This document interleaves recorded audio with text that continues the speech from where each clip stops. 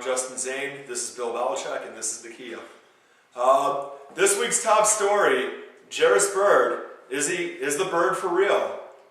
Jared, what do you think? Okay, here's my take on that. I think that a lot of his catches, as wonderful as they were pretty coincidental. I don't think he's up to the elites as Antonio Cromartie or anything like that. Antonio Cromartie from the Texans a couple of years ago. Cromartie's a cornerback. Would he be more like Ed Reed or Palomalo or something like that? Well, yeah, I know what you're saying, but I'm just talking about defensive backs in general. When I think about his season a couple of years back, I think about how he had interceptions compared to... All right, so you're comparing rookie to rookie there. Basically, that's what I'm saying. I don't think he's up to his standards. I don't see him going to the Pro Bowl or anything. All right, how about you, Nikita? I agree with you somewhat. He does seem to be in the right place at the right time, tip balls and kind of stuff. I also agree with you. I don't think he's really reading the defense where he's cutting the guy off and catching the ball. It just kind of like tip balls. He's in the right place at the right time. So, he has time to develop. He's second round rookie pick. So, we got time. I think he's going to get better though. Well, I'll say that one of them that he has been a cutoff, but Jake Delhomme threw him a gift this past week. Moving on, one of the biggest issues has been can the O produce the yards and chew up some clock? Nakia, what do you think about that? That's a big problem. Yes, we're winning, but we won and we didn't even have 200 yards in offense. Yeah. So, we're getting the wins, but if some strange reason we actually make the playoffs, you're not going to win a game and you can't, produce 200 yards. All right. How about you, Jared? Well, the scary thing about this game is that the Texans have one of the better defensive lines in the league with Mario Williams on it. So, that's going to be a challenge given the fact that we have, 2 rookies, barely any starts. And 3 rookies, actually. 3 rookies. And you compare all the starting time in comparison to that lineup. Granted, they're young guys too, but just the experience versus what we're be able to do. They're raw talent there, yeah. It's going to be, and plus there's Crushing and... you have Cushing, D'Amico Ryans, and should it get to the secondary, Dante Robinson as well. Yeah. One thing I will say is Baltimore Ravens, when they went to the Super Bowl, they went 6 straight games without scoring a touchdown offensively. Mm-hmm.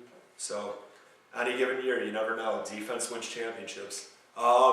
Moving on, we've been looking at Trent Edwards. He was not on the field this past week. He's ruled out for this coming week as well, meaning that he'll be out until after the bye week. So, got to ask, what are you guys thinking about this, Jared? Well, I think that Trent Edwards has more talent than Ryan Fitzpatrick, but you also got to think about quarterbacks who win games. I like thinking about Denver, for example, Kyle Orton. If you follow his career around, he might not be the flashiest quarterback ever, but he gets games won. And I feel that Fitzpatrick, now granted he doesn't have that great of a track record, but what I'm trying to say is I think in this situation, if he's winning, you got to stick with it until otherwise. I'm not entirely ruling out Trent coming back, but I think we need to see some real bad issues from Fitzpatrick. If we're winning, then what's the point? All right, and Nakia, what do you think about that? Like I said last week, the Fitzpatrick bandwagon is alive and well. Everybody's jumped on. I don't know. You kind of in a catch-22. Like you say before, this injury, you get injured, do you lose your spot type of thing. Even though he's winning, he's there because somebody got hurt. Yes, we're on a roll, but we're still not producing.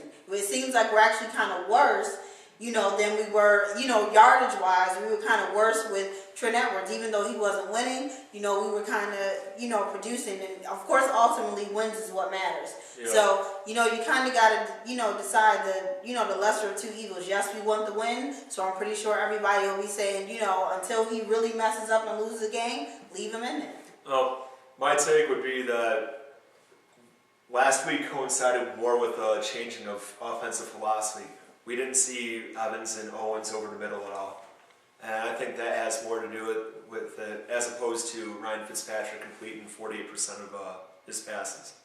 So I would obviously want to stick with Edwards if he's ready to go.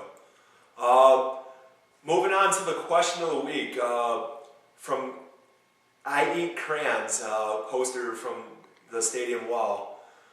Why does Trent Edwards wear girlish gloves? And what I think he's meaning by that is why was he wearing pink gloves in October and why he can be such a soft player. So what do you think about that? Well, all right. Well, obviously, I mean, as most of us know, the pink gloves are due to breast cancer awareness. So, I mean, come on. Yeah, darn you, breast cancer awareness. Anyway, but in terms of him being a soft player, like you said last week, Captain Checkdown, that's what he is, and that shows signs of being soft. Oh, I mean, not willing to take the risk, not willing to throw down the field, not having, just dumping it to the first guy you see is playing soft. it may be coach, and I think we'll see after he comes back, but I want to hear what you have to say about this. The girly gloves thing, if he's comfortable and he's throwing the ball well, so let him wear his girly gloves. If they work, then let's go with it. All right. I'd rather not have a quarterback wear gloves because gloves, when they get wet, they're useless. The ball slips out. But if that works for him and that's his thing, more power to him.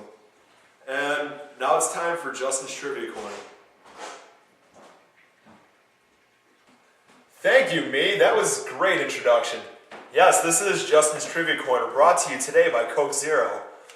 Last week's answer was James Lofton. This week's question, the Buffalo Bills, we all know, have the record for the greatest comeback ever. Well, who has the third best comeback in NFL history, and who is it against? This has been Justin's Trivia Corner. Isn't that guy Justin just adorable? I heard he's a male model. And it's time for the keys to the game. Nakia, what's your key for the game? Defense, defense, defense. We not only have to, Jairus Byrd is great, glad he's getting the tip balls, but we got to stop the run. We got to, pretty much contain everybody. We can't let, hopefully Andre Johnson is better and he, can play because we don't want to get a win against their, not so healthy team. So I think defense is going to be the key. Beat them while they're at their best. Yeah, I agree. And along the same lines, I'm going to say my key to the game is containing Matt Schaub. He is the maker or breaker of that team. Last year, the reason the Texans have been screwing up so badly in the last few years is because of Schaub being susceptible to injuries, similar to Trent Edwards. So, and to be honest with you, tomorrow might be the game he gets injured, given his streak. So, but with Rex Grossman coming in, and with Rex Grossman, now if Rex Grossman comes in, we win. But no, containing Matt Schaub, not injuring him, but containing Matt Schaub, getting pressure on him, making him miss reads, and just staying on him as much as we can. Oh, those are good points. My point would be, can Ryan Fitzpatrick get 50% passes completed? He barely did that this past week, and it's been one of those issues for him.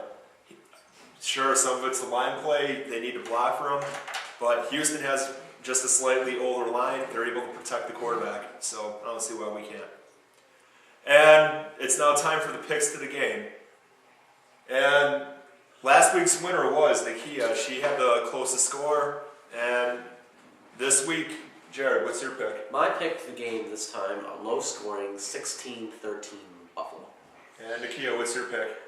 I'm thinking we're going to get it together. He's going to be in front of the home crowd, so I'm thinking more along 27-17 Buffalo.